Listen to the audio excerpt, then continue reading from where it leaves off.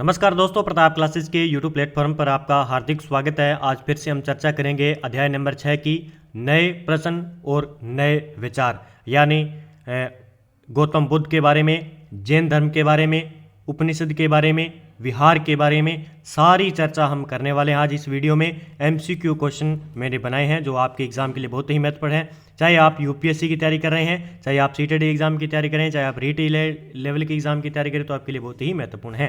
तो आज हमारा कक्षा 6 इतिहास की है और 6 नंबर लेसन आ चुका है। ठीक है, तो सभी विद्यार्थी वीडियो को एक बार लाइक कर दीजिए, शेयर कर दीजिए और चैनल पर नए हैं तो चैनल को सब्सक्राइब कर लें ताकि आपको डेली वीडियो को नोटिफिकेशन पहुंच पाए। इसी के साथ मैं बात करूं तो आप CTET एग्जाम जो 21 जनवरी को एग्जाम होने वाला है और रीट लेवल सेकंड आगामी भर्ती आने वाली, उसके लिए आप online NCERT books test series SST विद्यार्थी जो कक्षा 6 से 10 तक लेना चाहते हैं तो प्रताप क्लासेस पर आपको मात्र 100 रुपये में मिल जाएगी। क्या है यहाँ पे 100 रुपये में आपको ऑनलाइन टेस्ट सीरीज उपलब्ध हो जा रही है।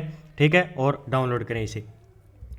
पहले क्वेश्चन की बात करते हैं कि निम्नलिखित में से कौन सा या कौन से कथन जैन सिद्धांत के अनुरूप है। जैन सिद्धांत के अनुरूप है। अहिंसा का पालन करना चाहिए, किसी जीव को न तो कष्ट देना चाहिए और न ही इसकी हत्या करनी चाहिए। क्या ये कथन जैन धर्म से संबंधित मैच खाते हैं? तो बिल्कुल खाते हैं। आपको पता है कि अहिंसा का पालन करना चाहिए, किसी जीव को न तो कष्ट देना चाहिए और न ही उसकी हत्या करनी चाहिए। तो इसका आंसर हो जाएगा बिल्कुल 1 और 2 दोनों कथन बिल्कुल सही हो जाएंगे। मुख्य तथ्य की हम बात करें, जैन शब्द जिन शब्द से निकला है। किससे है? जिन शब्द से निकला है, जिसका अर्थ होता है विजेता। क्या होता है? विजेता। महावीर ने कहा था सभी जीव जीना चाहते हैं, सभी के लिए जीवन प्रिय है, अतः दोनों कथन सही है। महावीर स्वामी का जन्म लगभग 2500 वर्ष पूर्व हुआ था। ये वज्जी संघ के लिच्छवी कुल के क्षत्रिय राजकुमार थे। याद रखना है, महावीर स्वामी का जन्म कब हुआ था? लगभग 2500 वर्ष पूर्व हुआ था और ये वज्जी जो महाजनपद था उसकी जो लिच्छवी कुल के क्षत्रिय थे उनके ये क्या थे? राजकुमार थे। याद रखना है आपको। ठीक है, उसके बाद प्रश्न नंबर 2 की बात करें, बुद्ध की शिक्षाओं के संदर्भ में निम्नलिखित कथनों पर विचार करना है। महात्मा गौतम बुद्ध के बारे में, बुद्ध ने दुख का कारण तृष्णा यानी लालसा को बताया। बिल्कुल सही है। उन्होंने कहा आत्म संयम अपनाकर मनुष्य तृष्णा से मुक्ति पा सकता है। क्या है कि आत्म संयम अपनाकर मनुष्य अपनी जो तृष्णा है उससे मुक्ति पा सकता है। तो बिल्कुल जो है इसका आंसर जो हो जाएंगे दोनों कथन बिल्कुल सही हो जाएंगे। देखते हैं हम, तो इसका आंसर 1 और 2 दोनों बिल्कुल कथन सही हो जाएंगे। बुद्ध ने जीवन में दुख का कारण तृष्णा लालसा को बताया। उन्होंने आत्म संयम का मार्ग बताकर तृष्णा से मुक्ति का बताया। आगे देखिए प्रश्न नंबर 3, बुद्ध द्वारा पहली बार उपदेश देने की महत्वपूर्ण घटना की स्मृति में कहाँ एक स्तूप का निर्माण किया गया था? बहुत ही अच्छा क्वेश्चन है। कहाँ पे किया गया था? सारनाथ के अंदर। कहाँ पे? सारनाथ के अंदर एक स्तूप का निर्माण करवाया गया था महत्वपूर्ण घटना स्मृति के अंदर। ठीक है, अब सारनाथ आपसे अगर पूछ ले कि गौतम बुद्ध को सबसे पहले, क्या है NCERT बुक में दिया हुआ है कि गौतम बुद्ध को सबसे पहले ज्ञान की प्राप्ति कहाँ से हुई? तो ज्ञान की प्राप्ति आपसे पूछ ले तो बोध गया बिहार के अंदर। कहाँ से? बोध गया बिहार के अंदर। किस वृक्ष के नीचे? बिहार के अंदर पीपल वृक्ष के नीचे। कहाँ पे? पीपल वृक्ष के नीचे। फिर आपसे पूछ ले कि गौतम बुद्ध को जो है पहली बार गौतम बुद्ध ने जब ज्ञान की प्राप्ति हो गई तो उसके बाद उन्होंने गौतम बुद्ध ने पहली बार जो है उपदेश कहाँ दिए? उपदेश कहाँ दिए? ये कहाँ दिए थे? सारनाथ के अंदर। ये आपको याद रखना है, एग्जाम में पूछा जा सकता है। इनके जन्म की हम बात करें, मैं थोड़ा सा वर्तमान के बारे में जो न्यू एग्जाम में पूछे जाते हैं जन्म के बारे में बात करूं तो इनका जन्म 563 ईसा पूर्व इनका जन्म होता है। कहाँ पे? लुम्बिनी नेपाल के अंदर। याद रखना है, नेपाल के अंदर इनका जन्म होता है। उसके बाद मैं थोड़ी सी बात करूं मृत्यु की, तो महात्मा बुद्ध की जो है मृत्यु हुई थी वो कब हुई थी?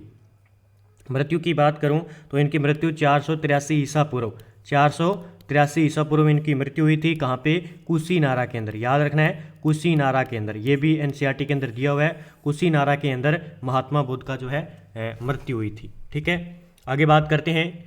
बुद्ध का जन्म लगभग 2500 वर्ष पूर्व हुआ। ये शाक्यगण के क्षत्रिय राजकुमार थे। बुद्ध को बोध गया विहार में पीपल वृक्ष के नीचे ज्ञान प्राप्त हुआ, मैंने अभी बताया। वाराणसी के निकट सारनाथ में सर्वप्रथम बुद्ध द्वारा उपदेश दिया गया। ये लाइन आपको याद रखनी है, एक यह याद रखनी है। इसी घटना की स्मृति में यहाँ स्तूप का निर्माण हुआ। बुद्ध ने अपनी शिक्षा सामान्य लोगों को प्राकृतिक भाषा में दी। याद रखना है, बुद्ध की भाषा क्या थी? प्राकृतिक भाषा थी कि लोग उसे आसानी से समझ सके, परंतु इनका जो है लेख कार्य सामान्यतः पाली भाषा में हुए। बुद्ध की मृत्यु कुशीनारा नामक स्थान पर हुई थी। याद रखना है, ठीक है। आगे बात करते हैं, देखिए उपनिषद शब्द का अर्थ क्या है। उपनिषद शब्द का अर्थ होता है गुरु के समीप बैठना। क्या होता है? गुरु के समीप बैठना उपनिषद की जो है सही परिभाषा है। देखिए उपनिषद उत्तर वैदिक ग्रंथ का एक हिस्सा है, मैंने बताया था। इसमें उत्तर वैदिक ग्रंथ अथर्ववेद, यजुर्वेद, ब्राह्मण और उपनिषद, और जो ऋग्वेद है वो उत्तर वैदिक ग्रंथ के अंदर नहीं आता है, ठीक है। उपनिषद का अर्थ है गुरु के समीप बैठना।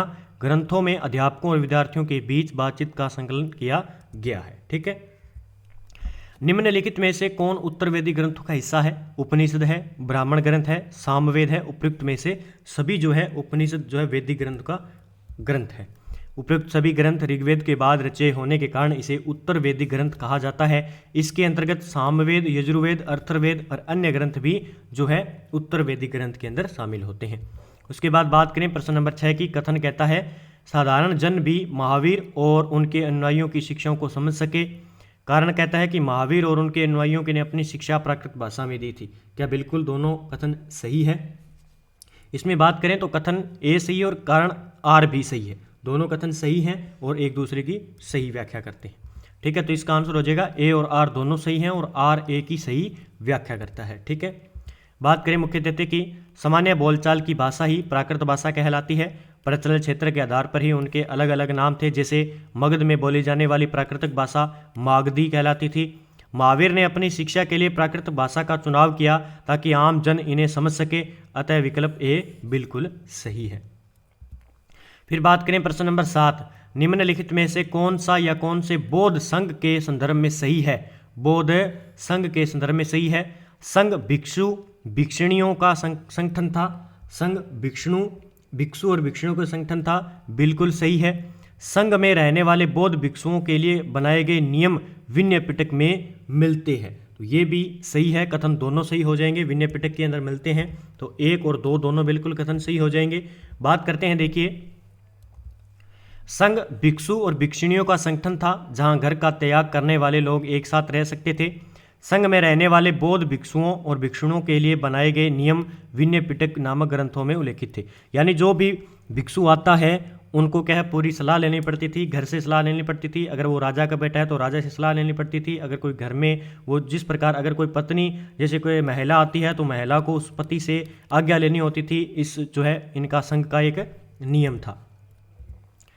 प्रश्न नंबर 8 देखिए, निम्नलिखित में से कौन सा कथन बौद्ध संघ के संदर्भ में सही नहीं है? क्या है? सही नहीं है। संघ के पुरुषों और स्त्रियों के रहने के लिए अलग अलग व्यवस्था थी, बिल्कुल सही है। सभी व्यक्ति संघ में प्रवेश ले सकते थे, ठीक है। क्या कहता है कि सभी व्यक्ति जो है इसमें, उसके बाद ये भी सही है। उसके बाद की बात करें, संघ में प्रवेश के लिए बच्चों को अपने अपने माता पिता से अनुमति लेनी पड़ती थी, मैंने कहा था सही है। विवाहिता स्त्रियों को संघ में प्रवेश करने के लिए अपने माता पिता से अनुमति की आवश्यकता होती थी। देखिए माता पिता की नहीं है, मैंने कहा था विवाहिता स्त्री अगर कोई महिला है तो उसे अपने पति से अनुमति लेकर ही उस संघ में शामिल होना पड़ता था। तो ये याद रखना है, डी नंबर इसका बिल्कुल गलत हो जाएगा। ये सही है, ये सही और ये सही है, ठीक है। आगे देखते हैं मुख्य तथ्य की। संघ के भिक्षुओं और भिक्षुणियों के लिए नियम का उल्लेख नियम पिटक में मिलता है, ठीक है। विनय पिटक में मिलता है। विनय पिटक से पता चलता है कि संघ में सभी व्यक्ति प्रवेश ले सकते थे। पुरुषों और स्त्रियों के रहने के लिए अलग व्यवस्था थी। संघ में प्रवेश के लिए बच्चों को अपने माता पिता से, दासों को अपने स्वामियों से, राजकर्मियों को अपने राजा से, कर्जदारों को अपने देनदार से अनुमति लेनी होती थी। विवाहिता स्त्री को संघ में प्रवेश के लिए अपने पति से अनुमति लेनी आवश्यक थी, न कि माता पिता से, ठीक है। ये स्पष्ट दिया हुआ है लाइन। फिर बात करते हैं प्रश्न नंबर 9 की। कुछ शैलकृत गुफाओं को विहार कहते हैं। क्या है? कुछ शैलकृत गुफाओं को विहार कहते हैं। विहार के संदर्भ में निम्नलिखित कथनों पर विचार कीजिए। विहार बौद्ध भिक्षुओं और भिक्षुणियों की शरणार्थी थी जो बाद में निवास स्थल में बदल गई, बिल्कुल सही है। प्राय किसी धनी व्यापारी, राजा अथवा भूस्वामी द्वारा दान में दी गई भूमि पर विहार का निर्माण होता था, ये भी कथन बिल्कुल सही है। तो दोनों कथन बिल्कुल सही हो जाएंगे। याद रखना है ये चीज़ें एग्जाम में क्यों है बार बार पूछी जाती है। क्या होती है? एग्जाम में पूछी जाती है। प्रश्न नंबर 10 की बात करें, सूची फर्स्ट को सूची सेकंड से सुमेलित कीजिए तथा सूचियों के नीचे दिए गए कूट से सही उत्तर चुनिए। सही उत्तर का हमें क्या करना है, चयन। तो आप अच्छे तरीके से इनको कर सकते हैं। देखिए ब्रह्मचर्य क्या होता था, ब्रह्मचर्य यानी सादा जीवन बिताकर वेदों का अध्ययन करना, ये था ब्रह्मचर्य। फिर हम बात करें गृहस्थ्य, जो विवाह कर गृहस्थ्य के रूप में रहता था। वानप्रस्थ, वानप्रस्थ आपको पता चल जाता है जंगल में, ठीक है, जंगल में रहकर साधना करना। सन्यासी, जब सब कुछ त्याग कर सन्यासी बन जाना। तो देखिए इसमें देखिए 4, फिर उसके बाद हम बात करें 1, उसके बाद हम बात करें 2 और 3, 41 23 इसका बिल्कुल आंसर है, सही हो जाएगा। क्या हो जाएगा, 41 23। आगे बात करते हैं। देखिए आश्रम व्यवस्था के अंतर्गत 4 आश्रमों की व्यवस्था की गई थी, ब्रह्मचर्य, गृहस्थ्य, वानप्रस्थ और संन्यास। ब्रह्मचर्य के अंतर्गत ब्राह्मण, क्षत्रिय और वैश्य ये अपेक्षा की जाती थी कि इस चरण के दौरान वे सादा जीवन बिताकर वेदों का अध्ययन करेंगे। गृहस्थ्य के आश्रम की बात करें तो इसके अंतर्गत उन्हें विवाह कर एक गृहस्थ्य के रूप में रहना होता था। वानप्रस्थ के अंतर्गत उन्हें जंगल में रहकर साधना करनी होती थी। अतः और जो होता था सन्यासी, उन्हें सब कुछ त्याग कर सन्यासी बन जाता था। ठीक है। प्रश्न नंबर 11 देखिए, कथन ए और कथन आर। आश्रम व्यवस्था में प्राय स्त्रियों को वेद पढ़ने की अनुमति नहीं थी। उन्हें अपने पतियों द्वारा पालन किए जाने वाले आश्रमों के नियम का भी अनुसरण करना होता था।